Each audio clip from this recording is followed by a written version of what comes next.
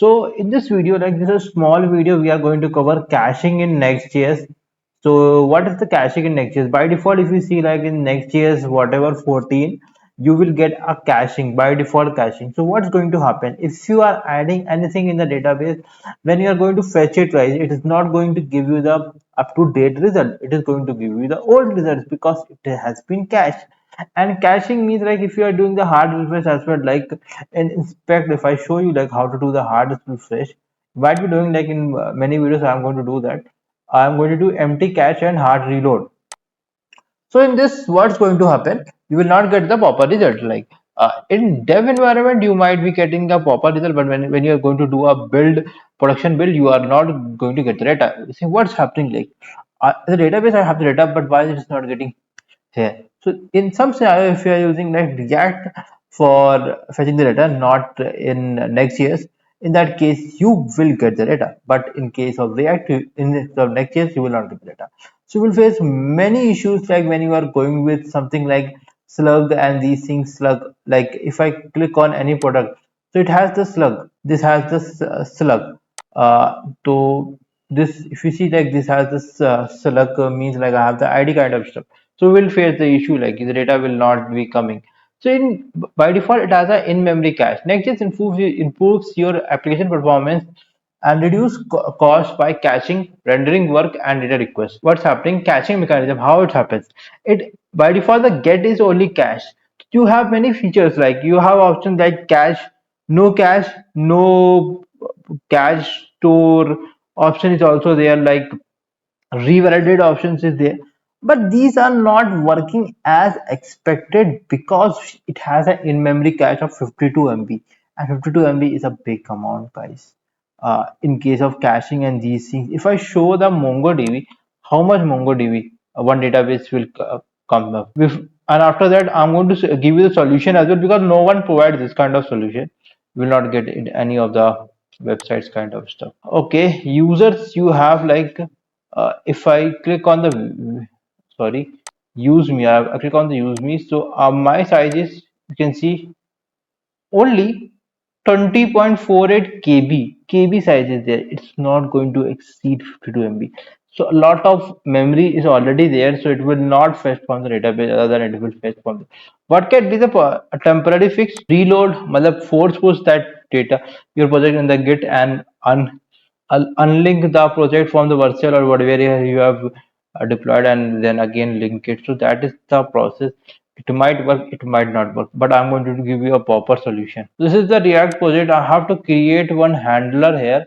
So let me close the app and components. So at the lay this site you have to create one handler. So let's see how we can create one. I close that now, then also it is getting open here. What shit. So I'm not explaining all the things regarding how the cache works and these things. A simple way I'm going to give you the solution, because the solution matter. It does not matter like theory. It does not matter. It matters कि आपका काम कर रहा है. So I'm going to create a file at the root level. So this is the cache handler dot JS. Okay, I did is JS. You can go with TS as well. For now, I'm creating the JS. You can convert it with the TS. I'm going to write a const on cache equal to new map module dot exports equal to class cache handler, and I think you have to install one package as well for this. Like, so let me show you that package. This dot options equal to options. Okay, after that what I have to do, I have to write a async get key return cache dot get key. So I'm by default I'm stopping the cache. I'm just terminating the whole cache. You can enable it by adding the memory and these things. I will show you in a bit. Set I'm going to do, I'm going to add a key, I'm going to add a data, I'm going to add a ctx cache dot set. Most people say like you can close the browser and try the Glando kind of stuff, you will get the latest data, but this does not work in this Next.js because it has an in-memory cache, guys. You don't have any option except this. This is the permanent option. Value data last modified date now dot now tags. I have to go give ECS dot tags. Then I have to write a async revalidate tag, and I'm going to give it a. Before that, let's talk about one thing, guys. You should. Most people say like, can we use React emotions, guys? with Next.js or React package, is it going to be helpful? I don't think it's going to be helpful in Next.js. Why should I use a React emotion when I have a Next.js CSS package which helps us to optimize the CSS? And why should I go with CSS, guys, when I have already I have Tailwind CSS? I can add an inline CSS and this is far better than CSS, guys. Yeah, I'm just creating a package to write a CSS in the JSX form, and that's shit. You should not do that. You're just making the things complex, writing unnecessary packages, using unnecessary packages. Later on, what is going to happen? Like if you have n numbers of packages, your development environment will suffer, your production will suffer, and you don't need so much of packages.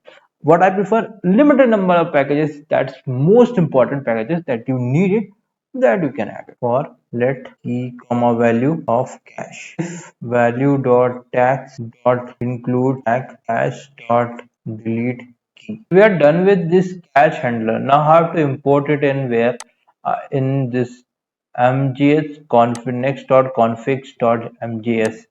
I have to use it here, and then I'm going to add one package as well, guys. Let's add that package and show you. I have to install a package path. So npm I path. This package is required so that I can use this. Okay, and then I'm going to npm run dev. I was going to start npm start, guys. That's for React, not this Next.js, guys. Yeah, cool. Now I have to do cache handler. Before that, I have to do path. So, import path from path. Okay. So I can do path dot resolve dot slash. I created there only, na. So I should get the suggestion. By the way, I'm not getting the suggestion. That's demerit, I could say, guys. And if you are using React emotions, you are not going to get any sort of suggestion. That's and here, after cache handler, I can read cache max memory size. So I can give for example 0. If you are adding 0, so it will not cache anything. So for example, let me add a 2 MB cache, guys, but 2 MB also, like, uh, I'm going to give you 0, because database and these things are generally in memory cache, and it is you see like 20 to 20 KB or 30 KB data is being used here. Okay, unexpected token. Where is that unexpected token? Let me run it again. It's running. Let me click and see if I'm getting any sort of succession or not. Everyone is switching to Next.js, guys. Yeah, you can see, like, and I was going to one more package, guys. Yeah, I'm thinking of Nextjs, guys. We have a Nextjs as well, guys. This is built on the top of Vue.js, guys. So if I click on the home page, so I'm not getting loaded and kind of stuff.